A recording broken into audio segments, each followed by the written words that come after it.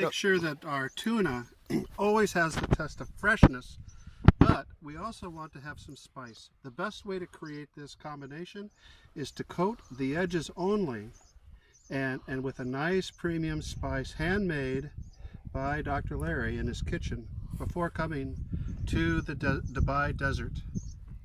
By the way, I want to make sure that the audience knows that we're on the continent of Asia in the Middle East, near the famous city of Dubai, hosted by the famous country of the United Arab Emirates.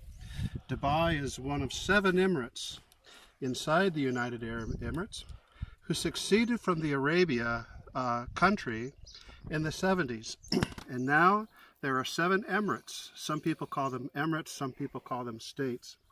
And we happen to be in the emirate of Dubai, near the city of Dubai, cooking tuna on the barbecue in the Middle East in the desert. Thank you, Doctor.